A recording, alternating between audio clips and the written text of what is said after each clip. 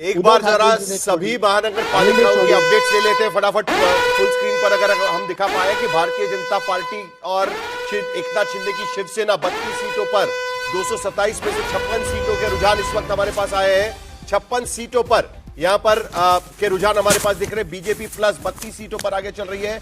Shiv Sena, UBT, Eknath MNS और NCP SP 21 सीटों पर आगे चल रही है। राहुल गांधी का भी ट्वीट यहां पर आया हुआ है कि इलेक्शन कमीशन का गुमराह करने का काम चल रहा है।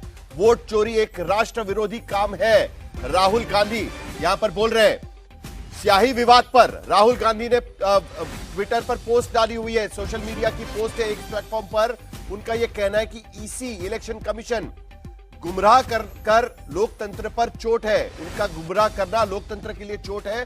स्याही विवाद पर राहुल गांधी की पोस्ट इस वक्त नजर आ रही है। लेकिन एक बार अपडेट, राहुल गांधी की पोस्ट एक बार जरा दिखा दीजिए। प्रेम शुक्ला जी, आपकी प्रतिक्रिया इस पर मैं चाहूंगा। राहुल गांधी कह रहे हैं कि भाई जो स्याही मिट सकती थी उसका फायदा उठाया जा सकता है। कहीं ना कहीं उसका उस तरफ उनका इशारा चल रहा है। अब हार के लिए स्वयं को तो जिम्मेदार राहुल गांधी बता नहीं सकते कि मेरा नेतृत्व इतना भयंकर है कि सबसे अधिक हार हमारे खाते में है। तो स्याही को दोषी बताएंगे, ईवीएम को दोषी बताएंगे, वोटर लिस्ट को दोषी बताएंगे, भारतीय जनता पार्टी को दोषी बताएंगे। दोषी बताने के अलावा हारने वाले के पास जो है बहानेबाजी के अलावा क्या रहता है? सुनील राजपूत, जवाब दीजिए। सिलसिला है। दो बातें बड़ी स्पष्ट हैं साहिल भाई। आप एक चीज को देखिए कि जो लोकतंत्र का नियम है, जो लोकतंत्र की परंपराएं और जो संविधान कहता है कि स्याही नहीं मिटनी चाहिए, आज की डेट में भारतीय जनता पार्टी और चुनाव आयोग यह नहीं बता रहा है कि स्याही मिटनी नहीं चाहिए और यह मिटी है तो यह अपराध है।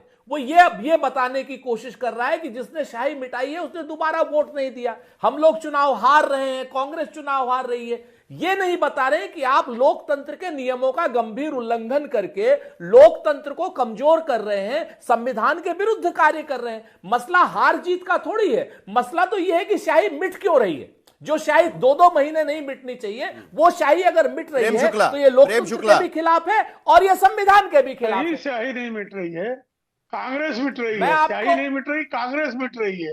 कांग्रेस मटिया मेट हो गई है और मिट रही है।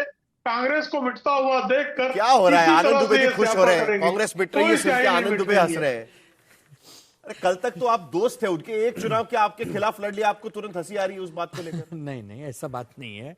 मैं ये कह रहा हूँ कि ठीक है, अभी रुझानों पे हम लोग बात कर रहे हैं, अभी नतीजों पे बात कर रहे हैं। अभी कल की बातें पुरानी है, हमें नए ढंग से लिखनी नई कहानी है। चलिए, थोड़ा समय तो कहानी यहाँ पर लिखी जा रही है कि हम एक के बाद एक यहाँ पर नतीजे जरा एक बार फुल स्क्रीन पर दिखा दीजिएगा। सारा अपडेट जरा दे देते हैं। मुंबई, पुणे, नागपुर और बाकी शहरों का फटाफट अपडेट जरा दे देंगे। भारतीय जनता पार्टी प्लस अभी 32 सीटों पर 56 सीटों के रुझान आ चुके हैं। देखिए, एक साथ 2-2 सीटों का काउंटिंग यहां पर चल रहा है और उसके बाद बाकी सीटें ली जाएगी, यानी एक के बाद एक इस तरीके से नतीजे आएंगे। 32 सीटों पर बीजेपी प्लस एकनाथ शिंदे और भारतीय जनता पार्टी, 24 सीटों पर बीजेपी अपने अकेले के दम पर आगे चल रही है। एकनाथ शिंदे की शिवसेना वहां पर 8 सीटों पर आगे चल रही है।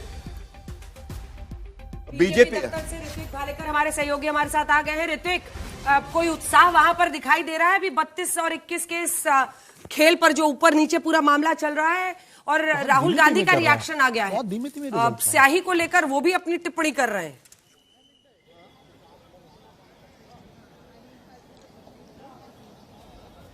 जी बिल्कुल, देखिए बीजेपी के प्रदेश कार्यालय मुंबई में मैं फिलहाल खड़ा हूं और मेरे पीछे अगर आप देखें तो यहां पर मंच सजाने की तैयारी अब शुरू हो चुकी है।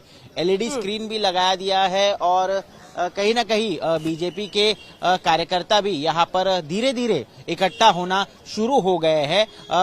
ये तो साफ हो रहा है कि बीजेपी जो है वो आगे चल रही है। महायुति कुल मिलाकर एक अच्छा खासा फिगर लेते नजर आ रही है और उद्धव ठाकरे और राज ठाकरे जो कि फिलहाल पीछे चल रहे हैं, लेकिन उत्साह की तैयारी जो है वो यहाँ बीजेपी प्रदेश कार्यालय में अब शुरू होते नजर आ रही है। आपको बता दें कि चाहे बीजेपी के प्रदेश के मुखिया हो या तो फिर खुद सीएम देवेंद्र फडणवीस हो, मुंबई अध्यक्ष अमित साटम हो, वो दोपहर के बाद बीजेपी कार्यालय में आने की खबर आ रही है और जोरदार तैयारियों के साथ यहाँ पर सेलिब्रेशन मनाया जाएगा, ये भी बताया जा रहा है। हालांकि कोई भी जल्दबाजी नहीं करनी है, ये भी ऋतिक, कार्यकर्ता वगैरह पहुंचे हैं कि नहीं? अगर पहुंचे हैं तो उनसे बात कीजिए कि उत्साहित है नहीं है रिजल्ट्स को लेकर।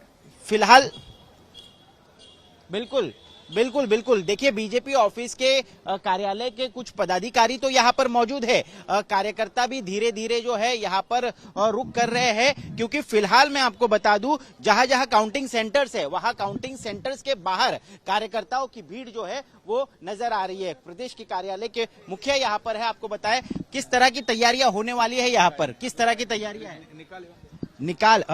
कह रहे हैं कि पहले रिजल्ट आने दो, उसके बाद बात करेंगे। मैंने आपको बताया था कि जल्दबाजी नहीं करनी है, ये हिदायत दे रखी है, इसीलिए कोई उत्साह बड़ा यहाँ पर नहीं होने वाला जब तक क्लियर ट्रेंड नहीं एक बार लॉन्ग शॉट में जरा स्टेज ही दिखा दीजिए, जो स्टेज वहां पर बना है और फूल वूल सज रहा है, स्टेज जो बनाया गया वही दिखा दीजिए। लॉन्ग शॉट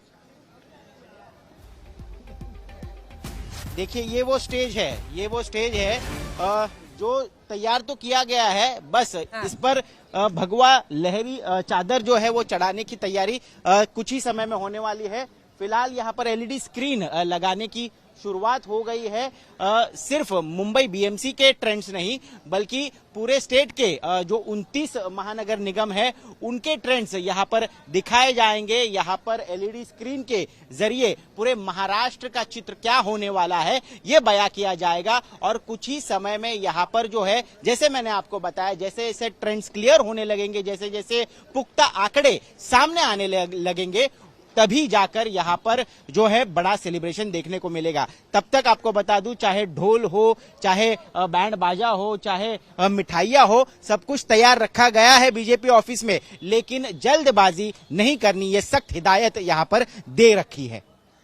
बिल्कुल, क्योंकि कई बार देखा है कई राज्यों में शुरुआती रुझान कुछ कहते हैं, बाद में मामला पलट जाता है।